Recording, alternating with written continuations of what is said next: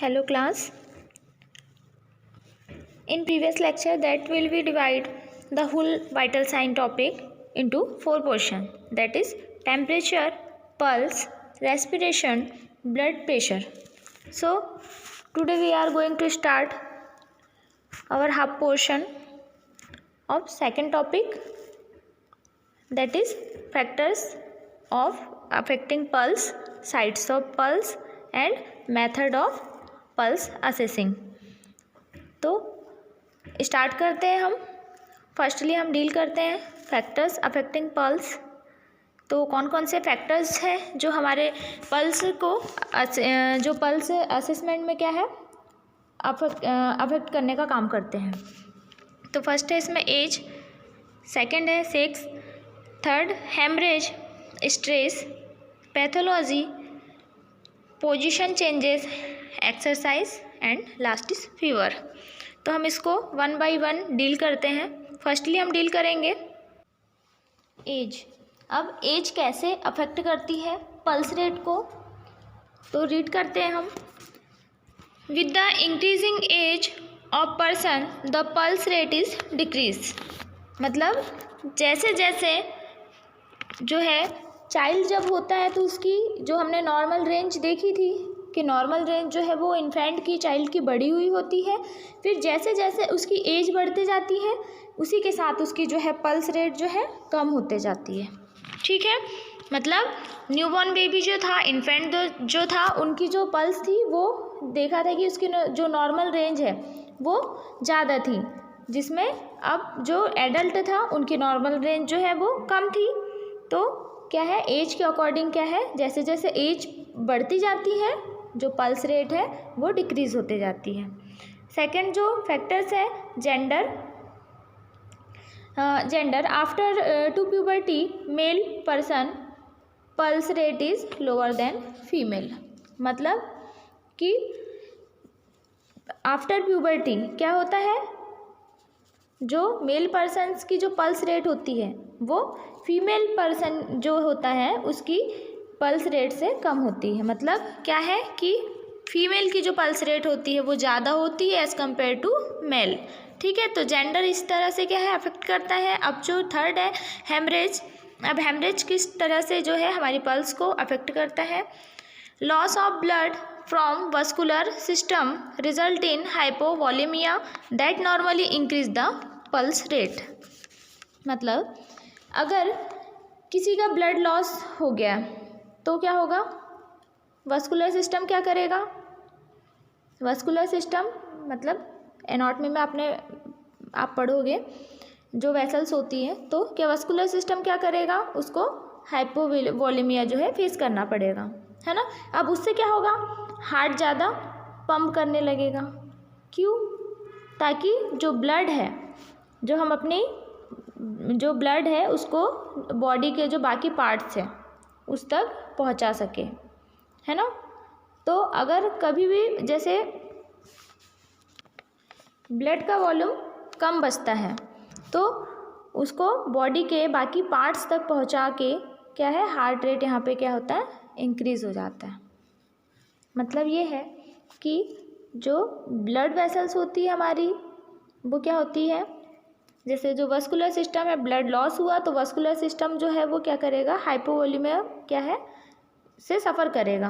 अब हाइपोवॉलीमिया से सफ़र करेगा तो उस पर क्या है हार्ट पे इफ़ेक्ट पड़ेगा, तो वो ज़्यादा पंपिंग करेगा, है ना, ताकि जो ब्लड है वो बॉडी के सारे पार्ट्स में वो सप्लाई कर सके, है। तो अगर ब्लड का वॉल्यूम कम है तो उसको क्या होगा, बाकी पार्ट्स तक के वो पहुंचा देगा। तो यहाँ पर क्या होगा, अब हार्ट क्या है, हार्ट मतलब वर्क कर रहा है, यहाँ पे उसकी एक्टिविटी हो रही है, तो जहाँ पे एक्टिविटी होती है वहाँ पर क्या होता है, जो पल्स है वो इंक्रीज़ हो जाता है। अब नेक्स्ट है stress. In stress the sympathetic nervous system increase the overall activity of heart, hence increasing heartbeat. मतलब क्या है कि हमने देखा कि जो सिंपैथेटिक जो नर्वस सिस्टम जो होता है वो क्या करता है, हार्ट की ओवरऑल एक्टिविटी को इंक्रीज़ कर देता है, तो पल्स रेट भी क्या होगी, इंक्रीज़ हो जाएगी। तो स्ट्रेस जो है पल्स रेट को इंक्रीज़ कर देता है। फिफ्थ है pathology.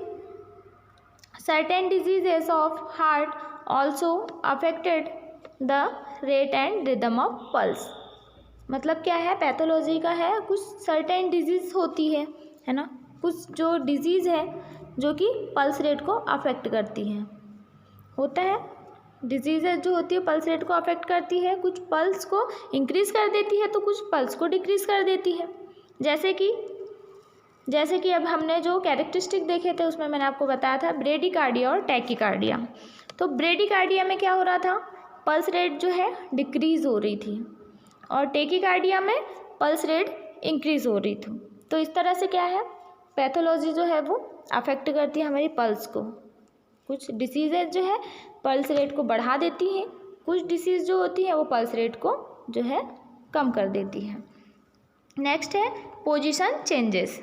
When a person assumes a sitting और standing position, blood usually pools in depend vessels of the venous system, pooling result in transient decrease in venous blood return to the heart, hence reduction of blood pressure resulting in increased pulse rate। मतलब इसमें क्या हो रहा है कि जब हम sitting position में रहते हैं या फिर स्टैंडिंग पोजीशन में रहते हैं तो क्या होता है, उस टाइम हमारा ब्लड जो है वो पुलिंग करता है। कहाँ, जो लोअर बॉडी में, जब लोअर बॉडी में जो है ब्लड पुलिंग करता है तो ब्लड हार्ट तक कम पहुंचता है ना, जिससे हम हार्ट तक पहुंचने वाले ब्लड को क्या कहते हैं, वीनस रिटर्न बोलते हैं। अब आपको इसमें कन्फ्यूज़न हो रहा होगा तो आपको मैं पहले बताती हूँ। देखिए, जो वेंस होती है हमारी, वो आपने 12th में पढ़ा है कि जो आर्टरी होती है जो वो ऑक्सीजनेटेड ब्लड जो है सप्लाई करती है और जो वेंस होती है वो डीऑक्सीजनेटेड ब्लड सप्लाई करती है। ठीक है, तो अब जो एओर्टा है हमारा, हार्ट का जो एओर्टा है वो क्या करता है, पूरी बॉडी में जो है ब्लड सप्लाई करने का काम करता है। और जो हमारी वेंस जो होती है वो क्या करती है, जो डीऑक्सीजनेटेड जो ब्लड होता है, मतलब अनप्यूरिफाइड जो ब्लड होता है उसको क्या करती है, रिटर्न क्या करती है, हार्ट में पहुंचाती है, जिससे कि वो प्यूरिफाई होकर क्या होता है, फिर से सर्कुलेट होता है हमारी बॉडी में।